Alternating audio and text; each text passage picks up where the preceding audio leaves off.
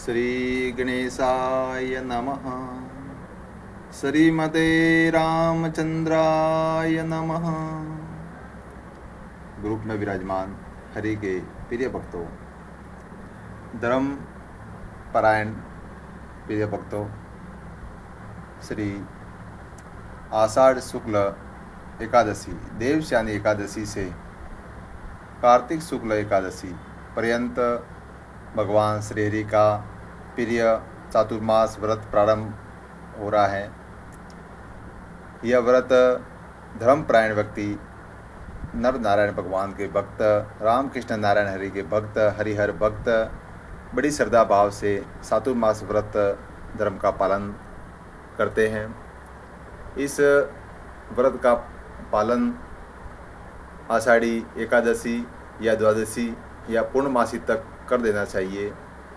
इस चातुर्मास व्रत को करने से भगवान श्री हरि अत्यंत प्रसन्न होते हैं। इस चातुर्मास व्रत में भगवान श्री हरि माता लक्ष्मी के सहित पाताल लोक में माता क्यादु और प्रहलाद जी के सेवा में रहते हैं। माता क्यादु और प्रहलाद जी भगवान श्री हरि नारायण की बहुत श्रद्धा भाव से सेवा भक्ति करते हैं और भगवान पाताल लोक में निवास करते हैं। इस परम पवित्र चातुर्मास व्रत का अनेक प्रकार के नियम बताए गए हैं, जिसमें कुंती पुत्र धर्मराज युधिष्ठिर जी ने भगवान श्री कृष्ण से पूछा कि हे भगवान, यह चातुर्मास व्रत किस प्रकार से किया जाना चाहिए। तब भगवान श्री हरि स्वयं कहते हैं कि जब सूर्य नारायण भगवान कर्क राशि में स्थित हो तब विष्णु भगवान को शयन कराना चाहिए।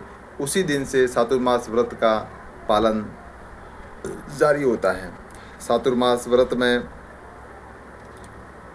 कई प्रकार के नियम बताए गए हैं, लेकिन साधारणतः इस चातुर्मास व्रत में भगवान श्री हरि की सेवा कई प्रकार से की जाती है।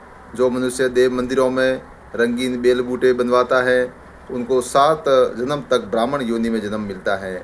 जो मनुष्य चातुर्मास के दिनों में भगवान विष्णु को दही, दूध, शहद, घी, पंचामृत से स्नान कराता है वह वैभवशाली होकर अत्यंत सुख को भोगता है। जो मनुष्य चातुर्मास व्रत में भगवान विष्णु की स्वर्ण प्रतिमा बनाकर धूप, दीप, निवेद आदि से पूजन करके ब्राह्मणों को दान करता है वो अक्षय सुख की प्राप्ति करता है।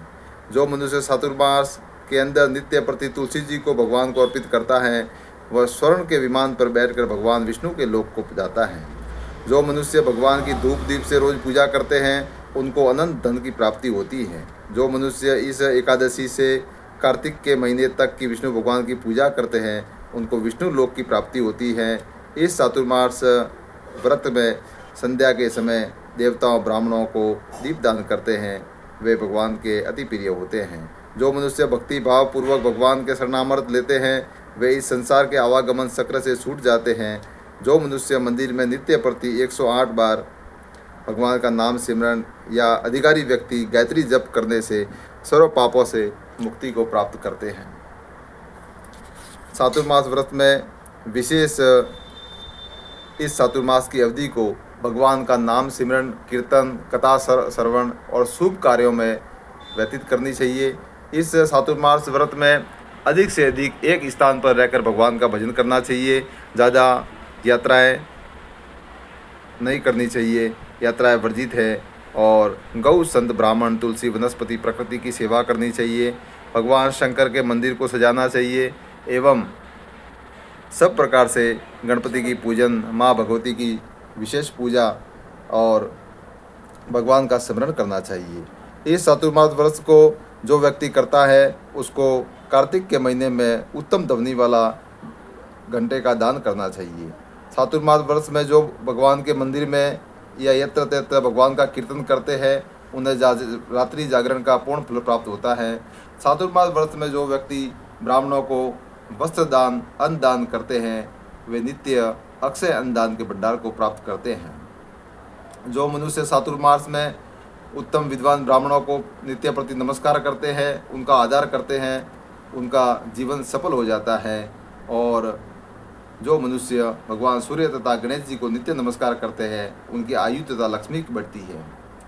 चातुर्मास वर्ष में गोपी चंदन को दान करने से भगवान अति प्रसन्न होते हैं।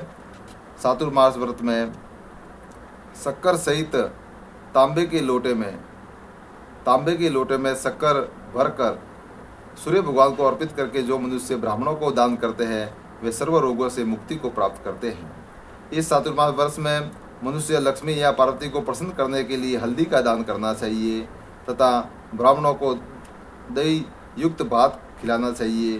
चातुर्मास वर्ष में अधिक से अधिक भगवान का सिमरन और नाम कीर्तन कथा का श्रवण करके सब मनुष्य अपने जीवन को सफल बनावें। चातुर्मास वर्ष में नित्य प्रति जागरण करके भगवान का कीर्तन करना चाहिए एवं एक समय भोजन पाकर भगवान का सिमरन करना चाहिए। इस चातुर्मास व्रत में श्रावण मास में साग मतलब पत्तेदार सब्जी को नहीं ग्रहण करना चाहिए। भादो मास में दही का सेवन नहीं करना चाहिए। कुआर यानी कि अश्विन मास में दूध का सेवन नहीं करना चाहिए और कार्तिक मास में दाल त्याग देना चाहिए। इससे अपनी काया निरोगी और सर्व रोगों विकारों से मुक्ति प्राप्त करती है। इस प्रकार से पूर्ण भक्ति भाव के साथ इस चातुर्मास व्रत का पालन करना चाहिए।